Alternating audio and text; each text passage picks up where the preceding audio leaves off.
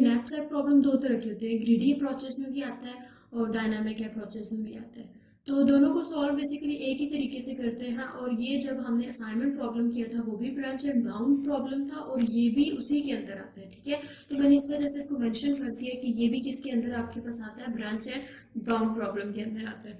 ठीक है, इसके अंदर हम सबसे पहले इसकी एग्जांपल को देखते हैं, क्योंकि ज्यादातर जो पेपर में क्वेश्चंस आते हैं वो हमारे पास न्यूमेरिकल टाइप के आते हैं, तो इस वजह से हमारा जो मेन फोकस होना चाहिए वो उसका न्यूमेरिकल के ऊपर होना चाहिए। ठीक है, तो अब देखिए हमें सवाल के अंदर गिवन था find optimal solution for knapsack. N जो है वो बेसिकली आपको क्या शो कर रहा होता है, नंबर ऑफ ऑब्जेक्ट्स। क्या शो कर रहा होता है आपको, नंबर ऑफ ऑब्जेक्ट्स। जबकि जो एम होता है वो आपको शो कर रहा होता है आपकी कैपेसिटी कितनी है, मतलब आप एक की चीज के अंदर, लेट सपोज आपके पास कोई बॉक्स है तो आप उसके अंदर कितनी चीजें इंसर्ट कर सकते हो। ठीक है, कैपेसिटी कितनी है, तो मेरे पास कैपेसिटी कितनी है, 15 है। ठीक है, तो प्रॉफिट्स किए गए मैंने, वेट्स किए गए। तो चलिए इसको सॉल्व करते हैं। देखिए ऑब्जेक्ट्स कितने थे आपके पास, 7, तो आपने कहा 1 2 3 4 5 6 एंड 7, ये आपके पास ऑब्जेक्ट्स है। हर ऑब्जेक्ट के अगेंस्ट प्रॉफिट कितना है, फर्स्ट के अकॉर्डिंग 10 है, देन 5 है, देन 15 है, देन 7 है, देन 6 है, देन 18 एंड देन 3। और हर एक के अकॉर्डिंग रेशियो कितनी है, मतलब वेट कितना है, 2 3 5 7 1 4 एंड 1। अब हमने सबसे पहला जो काम करना है वो इनकी रेशियो को कैलकुलेट करते हैं। देखिए प्रॉफिट को इसको पे डिवाइड करें वेट के ऊपर। ठीक है, तो 10/2 5, 5/3 1.6, 15/5 3, 7/7 1, 6/1 6, 18/4 4.5 एंड देन 3/1 3। ठीक है, ये हमने क्या निकाल ली, इनकी मैक्सिमम रेशियो। अब जो पहला मेथड होता है, फर्स्ट ऑफ ऑल हमने सिलेक्ट करने होते हैं वो ऑब्जेक्ट्स जिनका प्रॉफिट मैक्सिमम है। देखिए ऊपर वाले टेबल से हम देखते हैं सबसे ज्यादा प्रॉफिट जो था वो किस चीज का था, हमारे पास सबसे ज्यादा प्रॉफिट इस वाले ऑब्जेक्ट का था ना, इस वाले का प्रॉफिट। इसके अकॉर्डिंग इसका ऑब्जेक्ट क्या है आपके पास, 6 है ना, तो आप सबसे पहले कौन सा ऑब्जेक्ट लेके चलेंगे, 6 वाला ऑब्जेक्ट। ठीक है, 6 ऑब्जेक्ट के अगेंस्ट प्रॉफिट कितना था, 18, और वेट कितना था आपके पास, 4। सबसे जो पहले हमने क्या किया, यहाँ पर खाली था, कैपेसिटी हमारे पास टोटल कितनी थी, 15 थी। अब 15 माइनस वेट, 15 में से 4 को माइनस किया, आपके पास आंसर कितना है, 11। ठीक है, अब आपके पास कैपेसिटी कितनी रहेगी, मतलब आपने 4 चीजें बीच में इंसर्ट कर दी है, तो आपके पास अब कैपेसिटी कितनी रहेगी, 11 रहेगी। अब आपने देखना है भाई उससे कम वाला प्रॉफिट किसमें, क्योंकि हमारा मेथड ये कहता है कि ऑब्जेक्ट विद मैक्सिमम प्रॉफिट। सबसे बड़ा तो हमने उठा लिया, अब हमने उससे छोटे वाले को उठाना है। 18 के बाद नेक्स्ट हमारे पास क्या है, 10। नेक्स्ट हमारे पास क्या है, ये वाला 10 है, तो हमने क्या करना है, इसके अकॉर्डिंग 10 वाले को इंसर्ट करना है।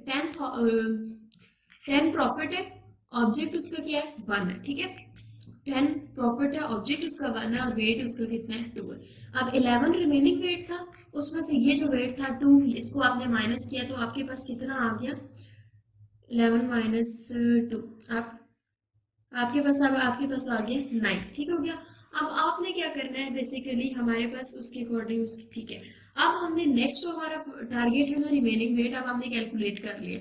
अब हमने देखना है उसके बाद हमारे पास कौन सा ऐसा ऑब्जेक्ट है। अच्छा, बल्कि यहाँ पर अगर हम देखें ना, तो हमारे पास 18 के बाद जो मैक्सिमम प्रॉफिट था वो ये वाला था, 15 वाले का था, उसके बाद 10 की बारी आती है, तो हम यहाँ पर क्या करते हैं, 15 को लिख देते हैं। ठीक है, तो 15 के अकॉर्डिंग ऑब्जेक्ट कौन सा था, थर्ड था, और उसके अकॉर्डिंग उसकी रेशियो क्या थी, 5 थी। ठीक है, तो यहाँ हमने 5 को जब माइनस किया तो यहाँ क्या आ गया, 6। अब उसके बाद 10 वाले की बारी आनी है, वो ऑब्जेक्ट किसका है, फर्स्ट वाले का है। वो क्या है हमारे पास, 10th, उसका प्रॉफिट है, 2 उसका क्या है, वेट है, और उसके बाद 6 में से जब हमने 2 माइनस किया 4। अब आपने एक ऐसा ऑब्जेक्ट चूज करना है। देखिए 10 वाले के बाद बारी तो जो है सीक्वेंस वाइज इस वाले की आनी चाहिए ना, 7 वाले की, जिसका ऑब्जेक्ट क्या था, 4 था। हमने कहा ऑब्जेक्ट 4 है, 7 उसका प्रॉफिट और 7 ही उसका वेट है। देखो रिमेनिंग वेट हमारे पास कैपेसिटी 4 की बच गई, क्या हम 7 वाले वेट के साथ उसको डाल सकते हैं, कभी भी नहीं डाल सकते, जाहिर बात ओवरफ्लो हो जाएगा यहाँ पे। तो हम क्या करेंगे, हम यहाँ पर क्या करते हैं कि 4 ऑब्जेक्ट का था ना, उसके प्रॉफिट जो रिमेनिंग कैपेसिटी आपके पास बच रही होती है वो मल्टीप्लाई हो जाती है आपके पास उसकी रेशियो के साथ। रेशियो के साथ हमने मल्टीप्लाई कर दी, और जो चीज यहाँ पे होती है सेम एज इट इज वो वेट में जाके वेट में चली जाती है, एंड देन हम कैपेसिटी में से उसको माइनस करके हमेशा 0 कर देते हैं। मतलब क्या हुआ, जो आपके पास रिमेनिंग वेट था, अगर उस केस से ज्यादा आ रही है आपकी जो वेट है जी, ठीक है, जो नेक्स्ट ऑब्जेक्ट का आपका वेट है, जैसे हमारे पास इसका वेट 7 आ रहा था तो हमारे पास नेगेटिव में वैल्यू जा रही थी, तो उस वक्त हम क्या करते हैं कि अपने प्रॉफिट के अंदर जो हमारी रिमेनिंग कैपेसिटी बच रही होती है उसको मल्टीप्लाई कर देते हैं, जिस जो ऑब्जेक्ट हमने पिक किया है ना उसकी रेशो के साथ मल्टीप्लाई कर देते हैं। अब हमने इस सारे को प्लस किया तो हमारे पास जो आंसर आता है वो आता है 47, ठीक है। एक तो हमने वही निकाल लिया कि इसकी जो निकली वो 47 निकली। अब इसी का मेथड 2 कहते हैं कि सिलेक्ट करते हैं हम ऑब्जेक्ट्स को, मिनिमम जो है वो हम अपने वेट के साथ चूज करते हैं, एंड देन फिर हम अपने मैक्सिमम रेशो के साथ चूज करते हैं और फिर इन तीनों का कंपैरिजन करते हैं कि कौन सा मेथड बेस्ट है। तो हम अब देखते हैं हमारे पास कि सिलेक्ट करेंगे हम उन ऑब्जेक्ट्स को जिनका वेट जो है वो मिनिमम है। तो नीचे वाला जो पेज है उसको आपने सबसे पहले साथ साथ आप प्रैक्टिस करें ताकि आपको पता हो कि पीछे वाली वैल्यूज हमारे पास कौन कौन सी चल रही है, ठीक है। अब देखिए हमारे पास मिनिमम वेट कौन सा है, अगर हम इस पेज के थ्रू देखें, यहाँ पर अगर हम देखें तो हमारे पास वेट क्या है, सबसे मिनिमम वेट कौन सा है, दो ऑब्जेक्ट्स का, एक 5th वाले का है और एक 7th वाले का है। तो सीक्वेंस वाइज पहले कौन सा आया, 5th। अब हमने क्या किया, ऑब्जेक्ट में हमने क्या कर दिया, 5th वाला, ठीक है, हमने 5th वाला ऑब्जेक्ट इंसर्ट किया, उसका वेट जो था वो कितना था हमारे पास 1 था, ठीक है। पहले वाले में हमने सिंपल लेके जाने की कैपेसिटी हमारे पास 15 थी। अब हमने क्या किया, उसके अकॉर्डिंग प्रॉफिट हमारे पास 6 था, ठीक है, आप पीछे से देख सकते हैं कि उसका प्रॉफिट हमारे पास 6 था। अब 15 में से आपने 1 को माइनस किया, आंसर आया 14। अब हमने क्या किया, उससे कम थोड़ा ज्यादा बड़ा वाला वेट पे उठाना है, ठीक है। तो अब इसमें से अगर 1 के बाद अगला देखें 7 भी 1 पे था तो 7 ऑब्जेक्ट उठा लेंगे। 7 ऑब्जेक्ट पिक किया, उसका प्रॉफिट था 3, उसका वेट था 1, 14 में से 1 को माइनस किया, आंसर आया आपके पास अगेन 30। अब उसके बाद जब हमने देखना है ना तो हमने ये देखे 1 के बाद हमारे पास ये वाला वेट है with respect to object 1। Object 1 में उसका प्रॉफिट कितना है 10 है और उसका वेट कितना है 2 है। 13 में से 2 को माइनस किया, आंसर आया आपके पास 11, ठीक हो गया। अब उसके बाद हमने 2 से ऊपर वाला वेट चेक करना है। 2 से ऊपर वाला वेट किसका है, ऑब्जेक्ट 2 का है जो कि 3 है, ठीक है। ऑब्जेक्ट 2 का विद वेट 3 एंड उसकी प्रॉफिट कितना है 5 है। 11 में से आपने 3 माइनस किया, आपके पास आंसर आया 8। अब आपने देखना है 3 से ऊपर वाला वेट किसका है, 3 से ऊपर किसका है 4, ऑब्जेक्ट 6 का है। ऑब्जेक्ट 6 का वेट 4 है, 18 उसकी क्या है प्रॉफिट है, आपने 8 में से 4 को माइनस किया, आंसर आया आपके पास 4। अब आपने देखना है 4 से बड़ा किसकी है, 4 से बड़ी किसकी है 5, ऑब्जेक्ट 3 के साथ 5 है और उसके साथ उसकी प्रॉफिट कितना है 15 है। अब मैंने कहा था हमारे पास कैपेसिटी 4 की है लेकिन हमारे पास जो वेट आ रहा है वो 5 का हम इंसर्ट नहीं कर सकते, तो हम सिंपल उसके ऑब्जेक्ट को उसकी रेशो यानी 3 के साथ मल्टीप्लाई कर देंगे। क्या करेंगे, थर्ड ऑब्जेक्ट हमने उठाना था उसके अकॉर्डिंग ये जो कैपेसिटी है वो और अपने उसी थर्ड ऑब्जेक्ट की रेशियो क्या थी 3, उससे मल्टीप्लाई करना है और जो यहाँ पर आ रहा है वही वेट यहाँ रख के हमने उसको सॉल्व करना। अब जब इस सारे को हमने सॉल्व किया ना तो ये हमारे पास बनता है 54 ऑलमोस्ट बन रहा है, ठीक है।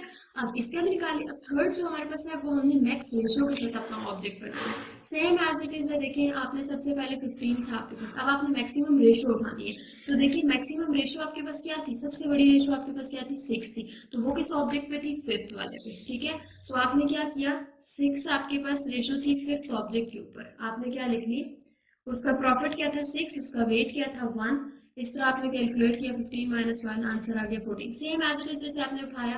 अब आपने उससे बड़ी वाली रेशो देखनी है, उससे बड़ी वाली अगर हम रेशो को देखें तो 6 के बाद हमारे पास कौन सी उससे छोटी वाली 5 है, उसके बाद हम 4.5 पे जाएंगे, उसके बाद 3 वाली जाएंगे तो सीक्वेंस वाइज 8। तो सारा हम टेबल इसी तरह फिल कर लेते हैं। देखें हमारे पास ये कुछ इस तरह से टेबल बन जाएगा।